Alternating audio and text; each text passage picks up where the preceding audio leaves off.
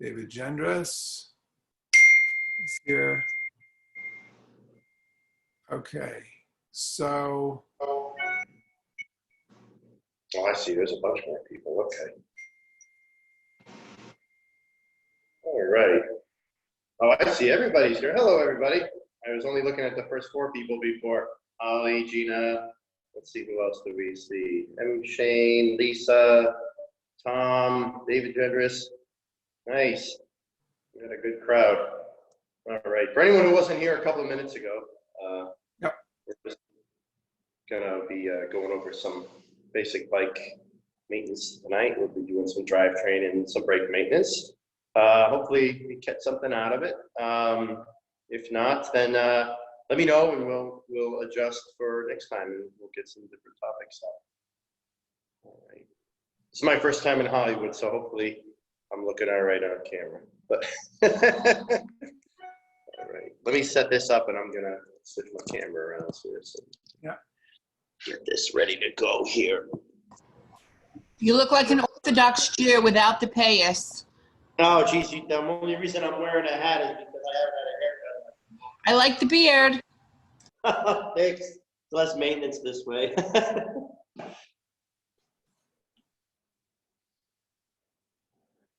So let's see. Hopefully everybody's staying healthy and doing the best we can all do.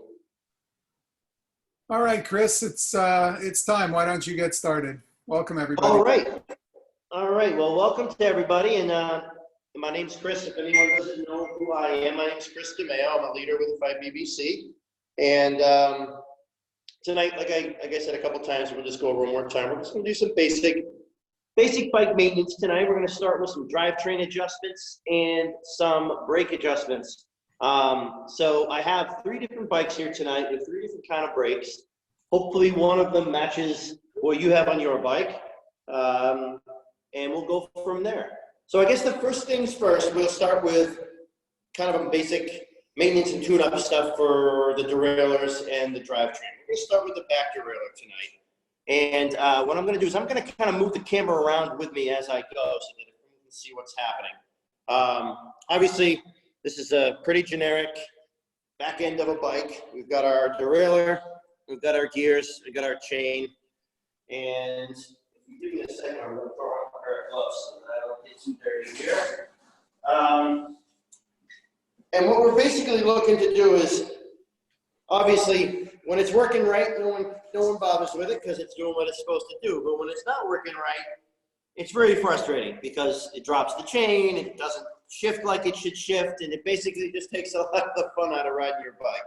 So we're going to try to put some of that fun back in by showing you how to make some simple adjustments.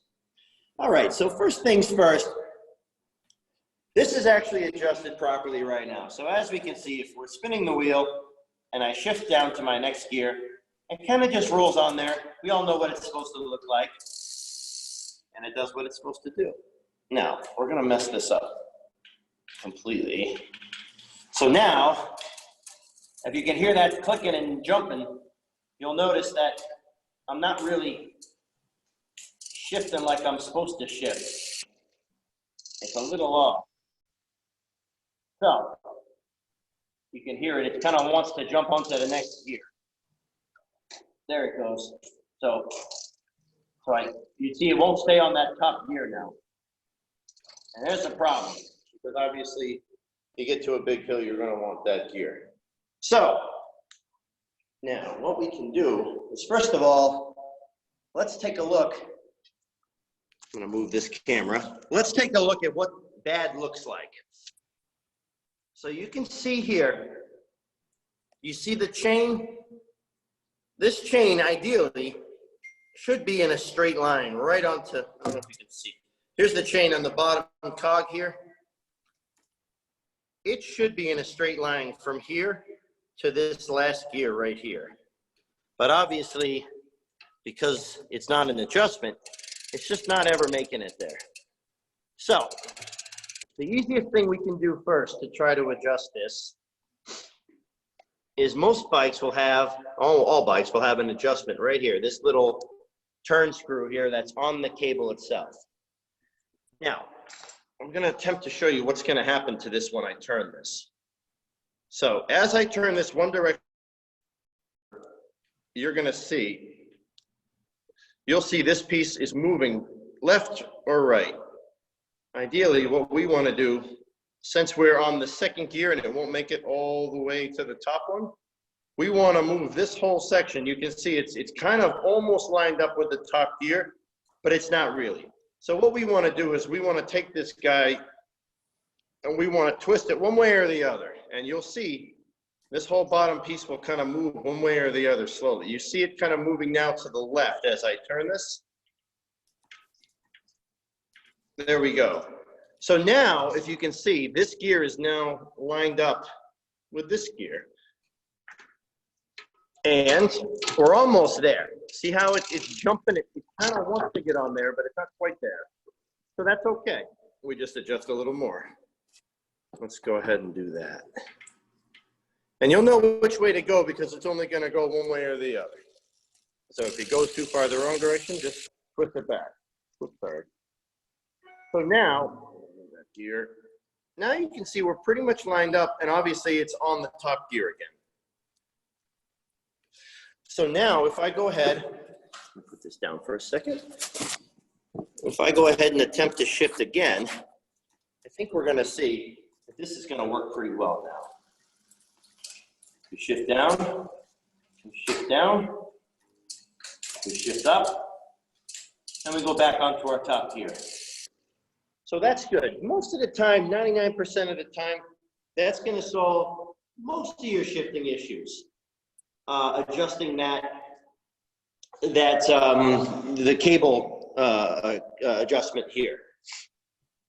Now, sometimes what you're going to find is that the chain will slip all the way off past the last gear, in between the gear and the wheel up here. Now, if that happens, let me see if I can make this happen. Okay, so this is our adjustment here. What I'm going to do is I'm just going to take this way out of adjustment so it's raw. And we'll make sure we'll get it to right. So now, sometimes what you're going to see is if you shift up to the top gear again, it's going to go all the way past and fall off. Now, of course, it's not going to do it for me, but there we go. Let's try it. So if it does that, if it falls all the way off to the inside, well, what you're going to do, let's see if I can make this happen. Unfortunately, sometimes it's really hard to make it happen. It just kind of does it on its own. Let's see. So, let's see. Now, all right, there we go. Like say it falls off like this. Now you're off to the inside here. Now, obviously, that's not good either because you can damage your wheel or at worst, best case scenario, you're just not going to go anywhere. So what we'll do in this situation is there are two adjustment screws, and they're usually on the back of the derailleur. And they are right here on this one. Here and here. I know the focus is not great on this one. So these two screws, and sometimes they're on the top here, or sometimes they might be up on the bottom. But there'll be two screws that look just exactly alike. And I don't know if you can see it on this one. It's barely there, but there is an H and an L next to these two screws, high and low. So in bike terminology, low is the biggest gear. That's your lowest gear, like first gear in a car is the lowest gear. This is your hill climbing gear, okay? And then high is obviously the opposite one. That's the highest speed you're gonna get on the bike. It's kind of a little counterintuitive. You think low might be the smallest, but it's not. On the back, it's the easiest one to pedal. So if we have a problem with the low side, we wanna obviously adjust the low screw. So what that'll do, now it's important to know that adjusting these two screws is only if we have a problem with the very top or the very bottom gear. Anything in the middle that's causing clicking or rough shifting, that's going to be the adjustment we just did on the cable. So the cable adjustment is for anywhere in the middle. And these are called the limit screws. These adjust the very end limits that the chain can move. So what we're gonna do is, again, if you can see, it's not quite in a straight line anymore. So what's happening is this is allowing this derailleur, if you can see, this is the top gear here, this one. This is where the chain should be. Obviously the chain is way inside. If you can see where the derailleur is, it's lined up well past that last gear. So what we need to do is we need to tell it, we need to limit the amount of movement. So it's not gonna go too far in this direction. So what we do is we find the screw that's labeled L. And if you can see, I'm gonna attempt to move this while I have the camera here. And you can now see if I tighten this up, what's happening is it's moving the derailleur back over towards that gear. And the reason it's doing that is because it's got a little stop that it's rushing against that kind of limits the amount that it goes. Now, we may have gone a little too far, and that's okay. We just go back. All right. So now, what we want to do is just adjust this a little bit further back. And we're almost there. You can see it trying to get up on that top gear. So we have a question for you. Can you hear me? Yes, go ahead. So my bike shop told me to never mess with the limiting screws. How or why would they ever get out of line? They don't usually. The only reason that this could ever get out of line is if, let's say, you put a new cassette on or you've adjusted something else on the bike. It's not very often that you're going to have a problem with this. But it's just nice to know. It's something that you can do yourself if you want to have a little bit of an adventure or attempt to do some of your own maintenance. If you feel comfortable doing this, I should have said that at the beginning. This is all based on how comfortable you feel working on the bike. So if you don't feel comfortable doing any of this, by all means, take it to the shop. They are obviously the ones who know the bikes the best. And, they'll be able to help you out. But we're back on that top gear now. So if you can see now, because I've adjusted that limit screw, now we're right kind of where we're supposed to be. And I guess I should preface this by saying, before we make any of these adjustments, and this is a good comment from Steve, before you make any adjustments to your bike or your brakes or your gears or anything like that, you always want to kind of just make sure, especially if you have quick releases on your wheels, that your wheel is centered into the frame properly, because a lot of times you might be solving a problem that isn't that problem. So let's see. All right, so that is basically in a nutshell how to kind of adjust your rear derailleur. The most 99% of the time, it's just going to be this guy on the cable that you're adjusting. This is most common what's going to go out of adjustment a little bit here. And twisting back and forth is going to move this whole piece. Just adjust where it sits. And again, that could happen over time from your cables getting older, or just things kind of, maybe your derailleurs or the cable's getting a little older, or your shifter's just maybe a little bit out. But it's nice to know how things work. I find that if you understand mechanically how things work, that you're able to, even if you don't feel comfortable working on it yourself, you're able to a little bit easier, it's a little bit easier to describe the problem to the shop, especially when you go in and there's nothing worse than, as a mechanic, if someone comes in and says, hey, my bike doesn't work, but then they can't give you any details as to what happens. So there's nothing worse than that. It is really nice to be able to have the customer say, hey, listen, it's not shifting up properly, or I think the gears are a little off. It's just nice, it gives you a little power in your bike as well to be able to understand how things work. So Chris, apart from the limiting screw adjustment, would there be a more common reason that someone would keep dropping their chain Also, is it different with electronic shifters? How do they play into this? Yeah, electronic shifters are very different. There's almost no, I believe, now here's my caveat. I don't have electronic shifters, but from what I understand, they do have limit screws, but they do not have, obviously, a cable adjustment because there's no cables on there. What you would do with electronic shifters instead is I'm almost certain that you adjust everything through the app these days. So there's an app that goes with it, or you plug it into your computer somehow, and you can make small left and right adjustments to adjust the gears. Electronic shifting is great. It almost never goes out. It is what it is. Unless you physically damage the derailleur, there's not any cables to stretch. There's not anything like that to adjust. It's really nice. Other than the cost, electronic shifting is pretty awesome.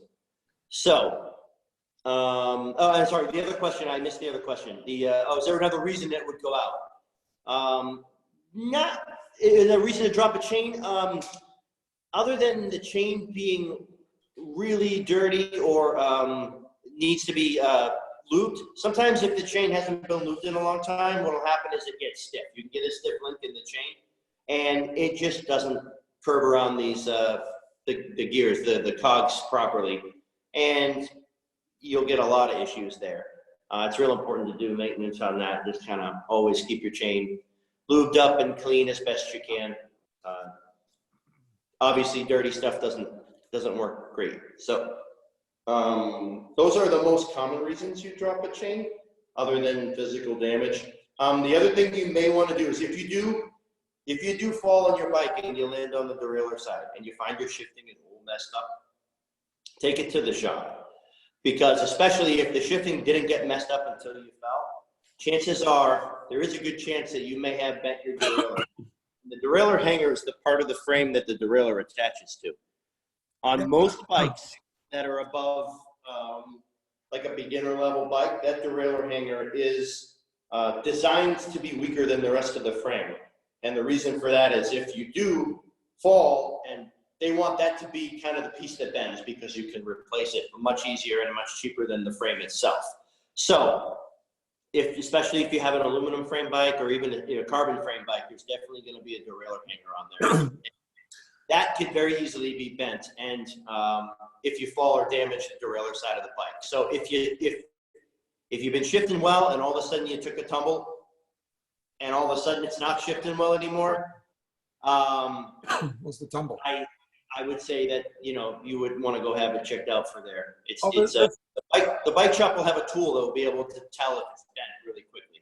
Now, this is probably stating the obvious, but if you're putting the bike in the back of a car or something in the back of an SUV, remember to put it with the shifter side up and not to put stuff on top of it. Yeah, try not to ever rest your bike on the derailleur, even when you're leaning against something. It's a lot more fragile than it looks, believe it or not. We also have a comment that Jacqueline, who has electronic shifters, the chain constantly drops off the front, and I guess she's curious, what app? Do they all come with apps to control the shift?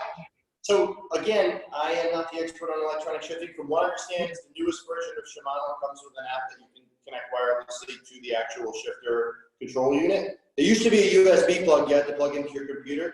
I believe the newest version has an app. Now, I'm not going to speak from this is not a blanket statement. Yeah, obviously everyone's a little different, and there's like 100 different versions of these electronic shifters out there over the years. So I won't make a blanket statement about that. I know the new version does have a Shimano app, so I would invite you to probably just take a look for that or ask the bike shop. Again, I'm not going to get too much into the electronic shifting, only because I have very limited experience with actually working. No problem. Back to regular shifting, there's a question. Can shifting improperly cause derailleur to misfire?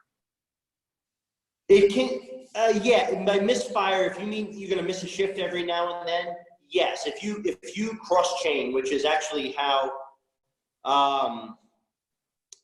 this bike is done right now. So cross chaining is when you're on the very, very inside cog on the back here, and you're on the very biggest cog on the front if you have a front derailleur. So right now it's actually set up to cross chain this bike.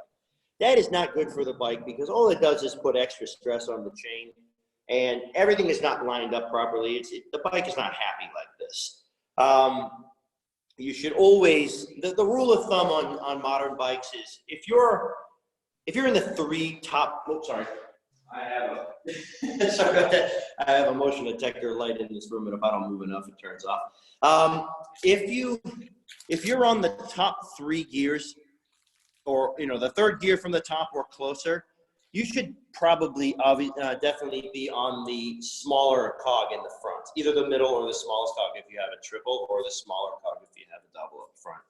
And the same thing for if you're on the 3 bottom gears on the back derailleur, you should probably not be in the smallest gear in the front. You should be on the larger of the 2 cogs. It just keeps that chain line nice and straight and a little happier. And you'll find that the bike makes less noise, and the chain and the cogs wear out a little less. It's just not designed to be at kind of a stiff angle like that. So now, sorry, go ahead. Steve is throwing in with a comment that older electronic shifters went to an adjustment mode by pressing the reset button for 5 seconds. There you go. Okay, yeah. See, so that, again, like I said, I'm so glad other people are here because I don't have very much experience with electronics, but that's awesome. That's really good to know. Okay, so now the front derailleur. We'll move this over a little bit, and we'll move to the front now, real quick. Okay, so the front derailleur has much less adjustment than the back.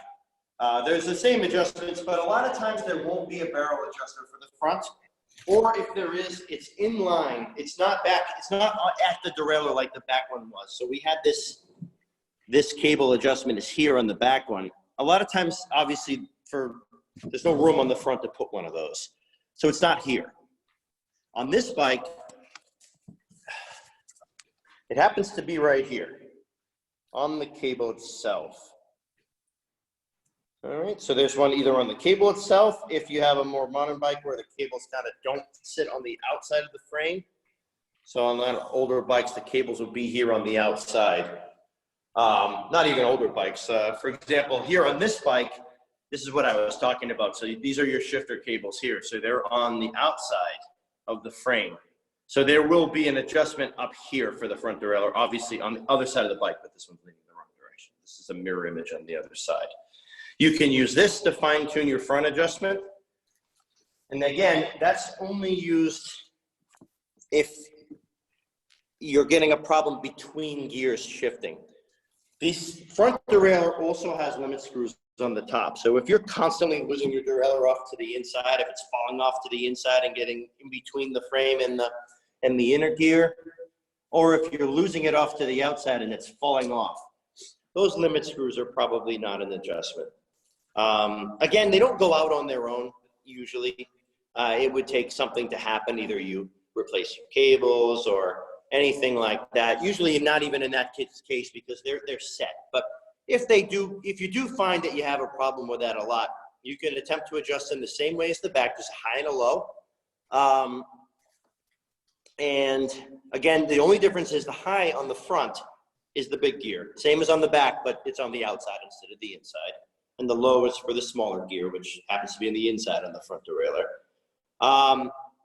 But you can make the same adjustment. Those screws will do the same thing. They'll adjust the stopping point for the chain. So in other words, if I go to adjust my derailleur out when I shift, it's going to stop it at the right point. It won't let it come any further out than it needs to come.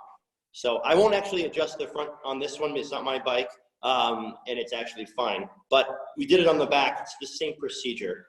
And again, 100%, if you don't feel comfortable doing it, or if it's something that you feel that you want to see somebody else do first, I definitely take it to the shop. The last thing you want to do is make your bike unrideable and then get really frustrated, and I'll get a bunch of emails. So, so that being said, that's about all we're going to hit for the drivetrain adjustment today. I'd like to do some brake adjustments now. And I'm going to switch bikes over because most people, this bike has mechanical disc. We'll do a traditional style rim brakes first. Okay, let me just switch bikes over real quick.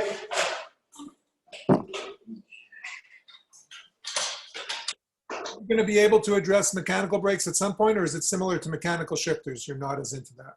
What's that? Are you going to address mechanical the disc brakes at some point, or? Yes, yeah, I just want to do these style brakes first because this is what most people have. We'll start here and we'll move to the disc brakes. Let me just put this down a little bit since this bike's in a slightly different position than the other one. Okay, here we go. Here's our cantilever brakes here, or V brakes. They're called cantilever brakes. These are V brakes. I'm sorry, wrong term. Okay, so this kind of brake is most people who have like a city style bike or a mountain bike or something with a little bit bigger tires other than a road bike. This is the most common mechanical brakes you're going to see these days that aren't disc brakes and that aren't your road brake calipers. So the way they work obviously is when you squeeze them, the pads come together, the cable is here, it's attached at one end, and it goes through a little noodle here and comes to the other side. And then what happens is the cable gets shorter and it pulls the two pieces together. Now, the most common thing that happens with these kind of brakes is that they get off to one side or the other. And this is a perfect opportunity, again, to stress, before you adjust the brakes, make sure that your wheel, if you've taken your wheel out, if say to change it flat and put your wheel back in the bike, and all of a sudden your brakes are off, check and make sure that wheel is sitting in the frame straight first.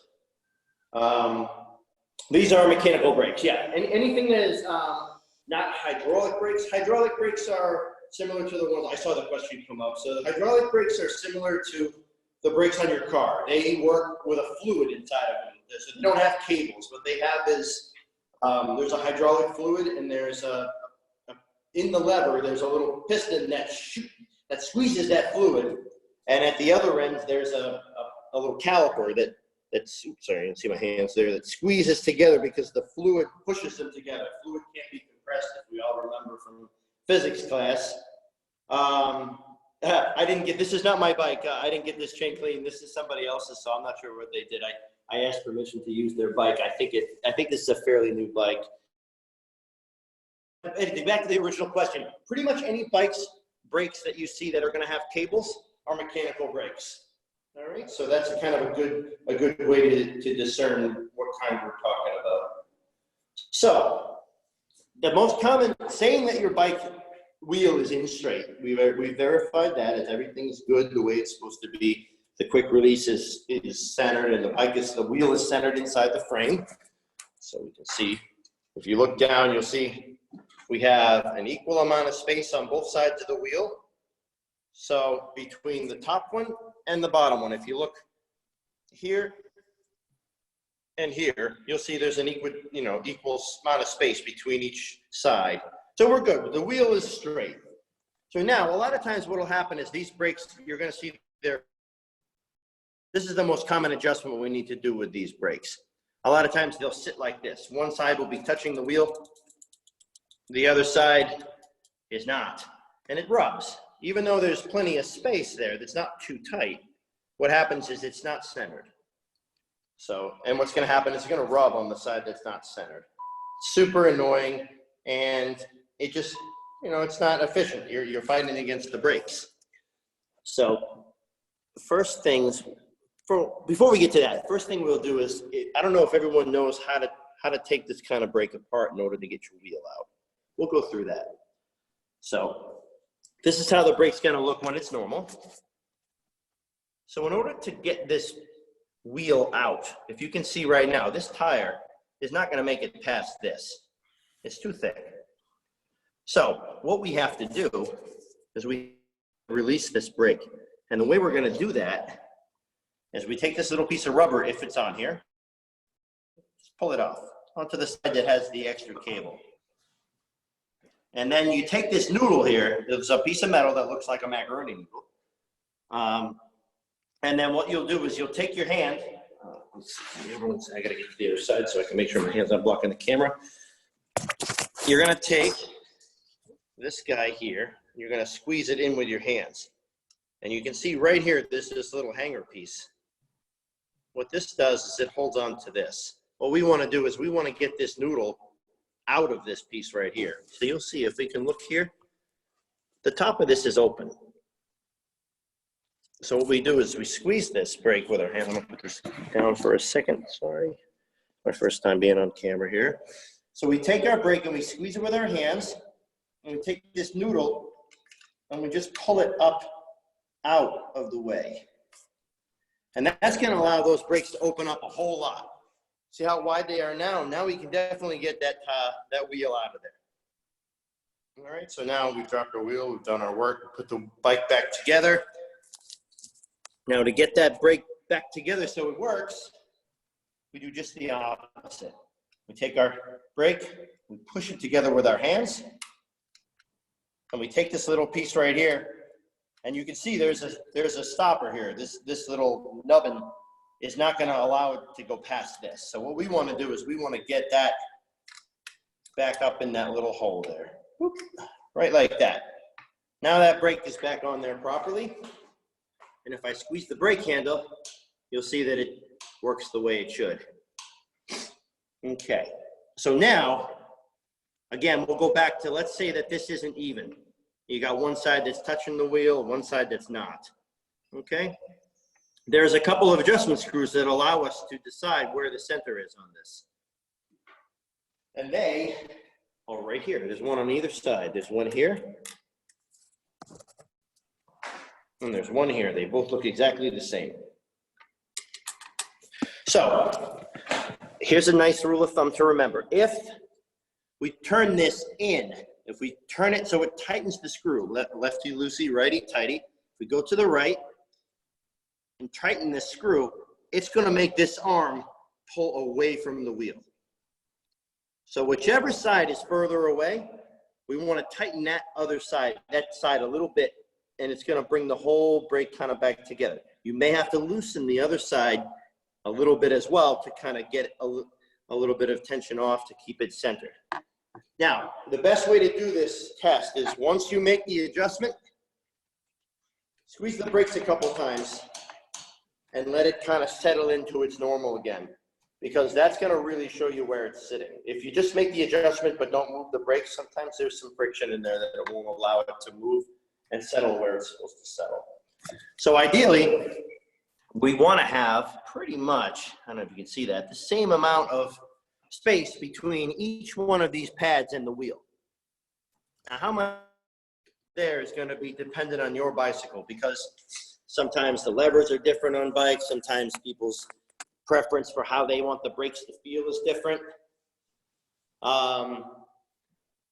So some people like the brakes to take, just a little bit of lever pull and then the brakes engage. That's up to you.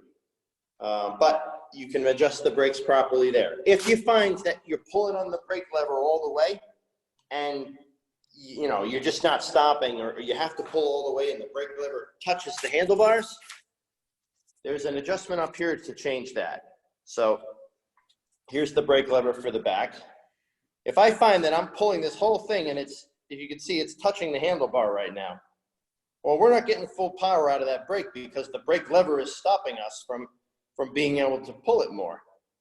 So again, the same as on the derailleur, what we're gonna do is play with this cable adjustment here.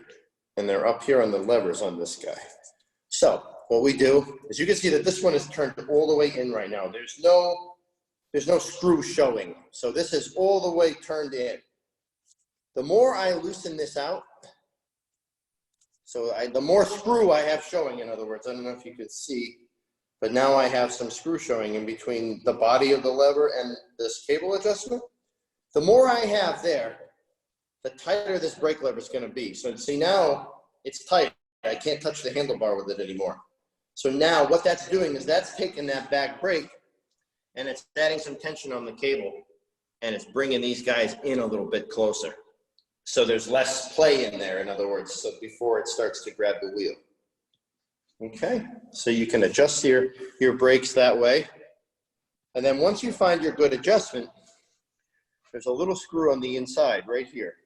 So a little screw on the inside right here. And what you can do is you can turn that back out until it hits the body of the brake. And that's just kind of lock it in place so it doesn't adjust, vibrate and turn to screw in.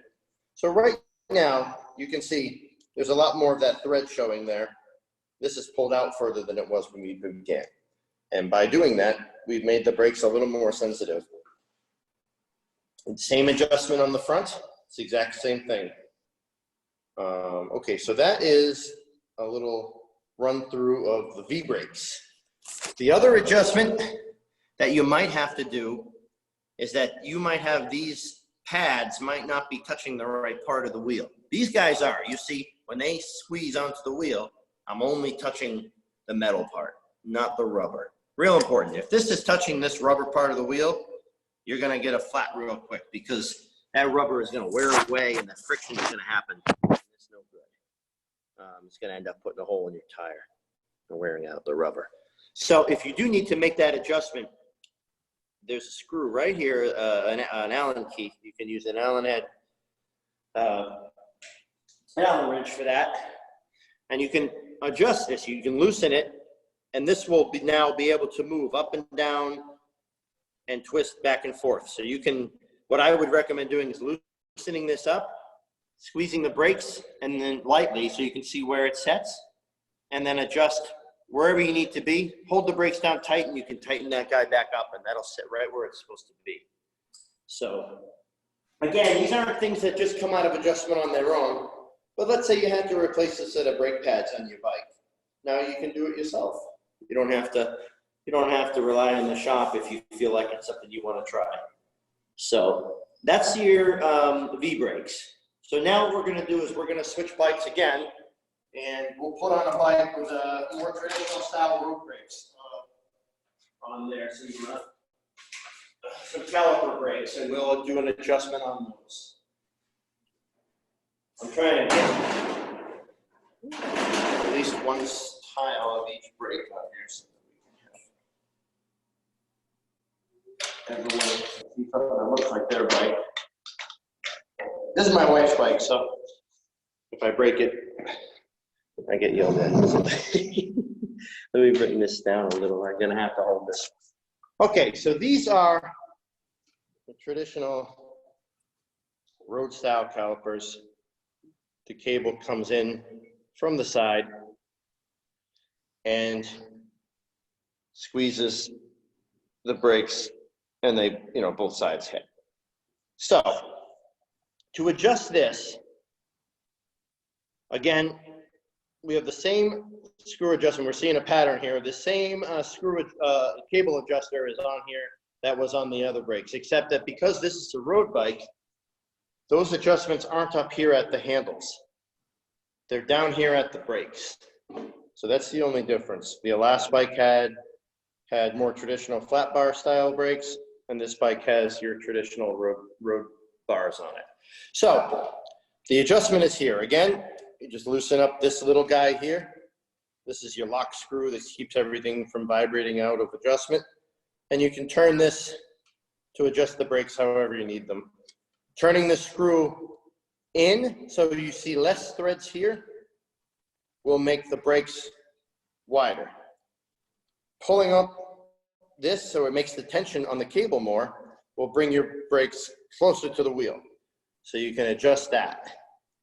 Now, this style of brakes, side to side, is really is dependent on, there's a screw that holds everything in place. If this style brake goes out of adjustment and you're off to the side, you can see that now obviously one side of the brake is much closer than the other. It's actually rubbing. If that happens on a road style bike, a lot of times what you can do, what you should do, is just take the whole brake itself and just twist it with your hand. And you'll see that that'll move. There we go. There's like a friction screw in there that holds everything even, and you can even it up by hand. And you'll see that now I got that back in place, nice and straight. So if you're out of adjustment, if this gets hit when you put it in the car or something like that, don't be afraid. Take that whole brake in your hand and you can twist it back and forth. It's not going to hurt it. So that's a good way to adjust that. Also, these brakes here, the other brakes, remember the V brakes, we had to take the cable off in order to get the wheel out because they don't fit past the brakes. On most road style bikes, what you're going to have is a little lever. This lever here in the down position is locked. It's ready to roll. a lot of times if you go to the up position, what you'll see that does, if you can see the brake itself, what that does is that takes our brake pads and it brings them away from the wheel, opens it up. So that's how we can get this wheel, that's how we can get this wheel out of the bike without having to loosen this cable. So it's just a nice quick adjustment. So if you ever get a flat and you're trying to take your wheel out and you can't do it, look and see if there's one of these levers. And if there is, make sure you got it up, because that's going to make it much easier for you to get that wheel out. A lot of times if the bike's flat already, the wheel will come out no problem because there's no air making the tire wide. The problem is when you go to put it back in after you filled it up, a lot of times it won't go. So again, check that adjustment. These guys here, this bike happens to have nuts and bolts on the side that hold the pads in, but your bike might have an Allen key. It's the same adjustment. To change these pads, all you do is take the wheel out. I'll loosen this. These pads will come out and you can replace them with some new ones. Couple, quick questions for you, Chris. Yeah, sure. First one is right here. Is there a screw to keep that caliper from shifting left and right? There is. There's actually the screw that holds it into the frame back here. And what happens is there's actually a friction piece in here. So it sets tight, but it always has a little bit of adjustment to it. The screw is long enough that it's not going to loosen when you move it left and right like that. It's Right, just the camera's moving. Can you try and stabilize and point to what you're talking about? So. yeah, sure. So there's a screw here on the bottom, or sometimes it's on the back of your frame. You'll see it on the front. It's much easier. I can actually show you easier.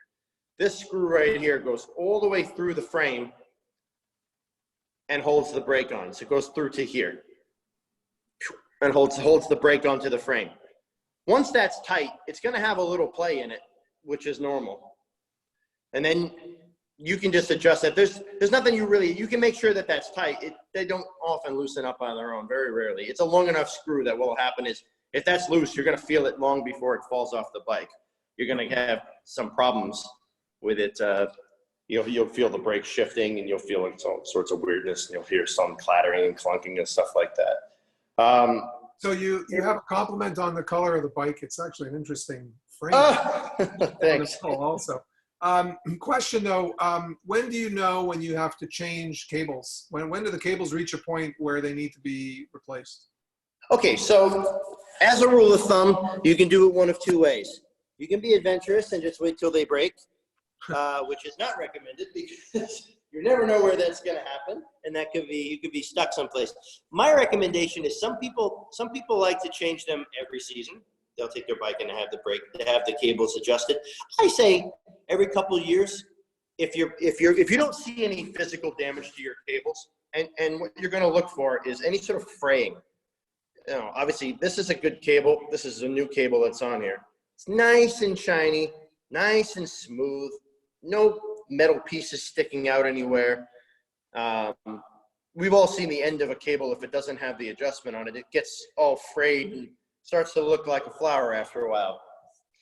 If you see any sort of wear on the cables here, or if you start to notice that when you hit your brakes, that it's sticky or notchy or just feels anything except for smooth, then you should definitely suspect that your cables are probably need to be replaced. Okay, what you're going to find is that they get gunked up after a while and they just start to fray. They're like anything else. Nothing lasts forever. I would say a safe rule is if you don't feel any damage, or if you don't see any damage on the cables, or if they're especially not rusty, then you're probably good to go for about a year and a half, 2 years between cable changes. If, for example, if this bike, let's say it was left outside or been used a lot in wet weather, or done a lot of touring where we don't get a chance to take it to the shop all the time, and you don't notice that those cables are dry or rusty, or when you hit your brakes or you shift your gears, you notice it's a lot harder or grittier or gunkier than it used to be, then I would definitely recommend, that's a good sign to have your cables checked out, because that's a kind of a good indication that things aren't working the way that they should be. Just as an aside, with modern cables, 99.9% of modern cables are Teflon coated or have some sort of Teflon built into the cable housing, which is this part here. This is called the cable housing, this coating that we put over the cable when needed to change direction. Because of that, it's highly recommended that you don't oil inside those cable housings anymore. Because what it does is it actually can gather and attract the dirt, the oil can, and it actually wears stuff out a lot quicker. So they do say definitely nowadays with these new modern Teflon cables and anything on a bike that's, you know, a relatively a decent bike that's been made in like the last, I don't know, 8 to 10 years, you don't want to throw a lot of lube in those cables, because what's going to do is it's just going to attract dirt in there. It's going to add a lot of friction. Okay, so that's that. These style brakes are about the easiest to adjust because there's only one adjustment really. Now what we'll do is we'll go ahead and throw out the other bike with the mechanical disc brakes, and we'll go through a little bit on how to adjust those, because I know that that's a common question people had, and they're a little bit mystical if you look at them, because there's not a whole lot that you can see how they work. So let me put this bike out of here. All right, bear with me for a second while I put the other one back up.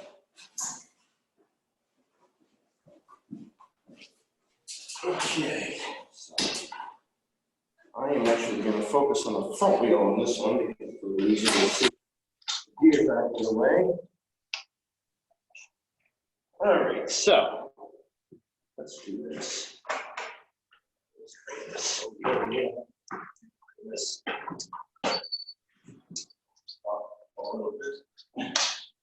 Okay, let's see. Get to, okay, here we go. Why is that not focusing? Okay, so now this bike has mechanical disc brakes. So what happens with mechanical disc brakes, and again, we know they're mechanical because we can see the cable. That's there. Let me bring this down a little so we can see. Okay, so mechanical disc brakes. The most common adjustment we're going to have to make on these guys is if a pad is rubbing. And you'll know that that's rubbing because when you turn the wheel, you're going to hear it tick, tick, tick, tick. It's going to sound like it's rubbing. Let me see. Hand the piece out for this. Let's get my wrench out so I can show you how to make these adjustments. Now this is probably this side. Let's see if I'm right. It's never the first one. All right. Okay. Here we go. Okay, so I'm gonna purposely adjust this wrong so we can see. All right, so obviously this brake is now rubbing. All right, you can tell it's rubbing because it's not spinning. It's like the brake is stuck on. Okay, I made it to an extreme, level, but it's the point of the matter. So now on most of these mechanical brakes, what's going to happen is, let me move this so we can see the other side of it. Okay, so you've got a couple adjustments on these guys here. There's one side of the brake where the cable actually moves and pulls on an arm to get the whole brake going. All right, what this does is this pushes the pad in towards this rotor, and it squeezes it just like the brakes, but much stronger. So regular brakes, instead of squeezing the rim of the wheel, it squeezes this caliper right here. Okay, so that gives us a couple of advantages. One, it's a stronger system. Two, you're not wearing out your rims. And three, it doesn't tend to be affected as much by water and bad weather.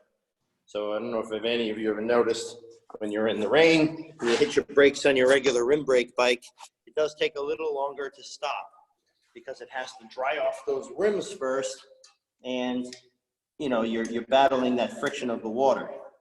So now on these mechanical disc brakes, usually you can only adjust one side of the pad with the cable.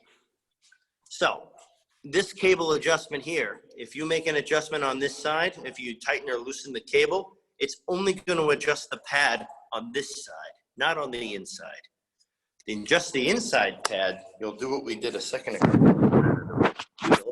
And on 99% of the time, let me just set up, sorry, moving around so much. You'll see that there's an adjustment screw on the inside here. And there's some writing on there. And I don't know if you can read it, but I'm going to read it to you. What it says is pad adjustment, out and in. And there's a little arrow facing both ways. Out is going to bring the pad out away from the rim. So if it's too tight, that's the direction you want to go. In is going to obviously bring it in closer to the rim. And the reason you would want that is if you're squeezing your brake lever and it's just not stopping enough. You want to take up some of that tension, just like we did with the cable adjustments on the rim brakes. So right now, you can hear it. It's still rubbing a little. You hear that kind of rubbing sound? I don't know if it's coming through on the computer, but what we do now is we want to go to the out direction. So I look at my thing, it's out, it says this way, counterclockwise. So we'll turn it, and there's little click adjustments on most of them. Well, it's still there. So let's go out again. Oh, it's better. We're almost there. We can hear just a little bit of a clicking now. We do one click at a time. There it is, nice and silent. And there's our brakes. They work perfectly. Now, the reason you would want to adjust your cable side of the brake is if you're, again, let's say that you pull the lever and it goes all the way into the handlebar and your brakes aren't stopping. That's when you want to adjust your cable. The other side you want to adjust, I don't know if it's really hard to see on the camera here. I don't know if you can see where that caliper is. The disc. The disc here, you should be able to see a little bit of light on either side if you look straight down at it. It's hard to see holding the camera. But you can barely see that there's a little, almost an equal amount of space on either side between this piece and this piece. There's a little bit, I can see a little light between them. And that's what we want to see. You can see my finger moving behind the disc. I want to have pretty much an equal amount of space on either side behind there. And that means that when I squeeze the brakes, it's pulling equally on either side. So you're going to find that your brakes will work a lot better that way. It's hard to do over Zoom without feeling it, but I highly recommend. There's nothing you're going to hurt if you want to try us out, playing around with this a little bit. You can play around with your disc brakes. The worst thing you'll have to do is just back off the adjustment that you made. But now most of your mechanical brakes will work this same way. Sometimes on some of the mechanical brakes, some of the newer ones, there's an adjustment on both sides. It's the same exact thing as this, but there'll be an adjustment on the other side as well that you can move the pad independent of the cable. So I don't mean to bring you to another video, but there are tons of good YouTube videos that are brake brand specific. So if you look at your disc brakes and you see what brand they are, for example, these are TRPs, Tektro, sorry, these are Tektro brakes. If you look on YouTube and you say, how do I adjust my Tektro mechanical disc brakes? You'll see that there's probably about 20 or 30 videos on there that'll show you in depth your exact type of brakes that you have on your bike, because everything obviously is a little different, but this is the basic adjustments that you'll get that almost all of them share. So that, in a nutshell, is the basic adjustments. How are we looking for time, Alan? We got about 5 minutes to 8. Okay, so you want to let's open to a few questions. Maybe we can answer anything that I didn't cover, or if I went over something too quick, maybe we can go over something the same again. Is there any other question? And you guys can put questions in the chat. I'm watching them. I think you've answered. Hopefully this has been helpful for everyone. Again, it's my first time doing this on a Zoom meeting. It's a little bit different than in front of a live audience. So if there's any suggestions that you have that I could do better next time, I'm not ashamed to hear anything. So, you know, if there's something that maybe I could do that is a little bit clearer next time or a little bit easier for you guys to see, please, you know, shoot me some feedback or shoot Alan an email with some feedback, and we'll try to do our best to make Yep. this. I have a hunch the next week we might want to do bike cleaning and maintenance. Yeah, absolutely. We could do a good bike cleaning class. We can get on how to clean your chain, how to get the frame cleaned out, how to get everything set to go for the season again, because believe it or not, this will not last forever and we will be outside again someday. So we should all be ready to roll the minute it's all right to go do this again. So there should be no excuses. The first group ride we have, everyone should be ready to get out the door. Okay, thank you all for attending. You have a very helpful thank you. Suggestion, maybe have a wall as a background. All the other links makes it a bit hard to see. If you can. Fair enough. I can do that. I have a white wall behind me, so I'll move some bikes around next time.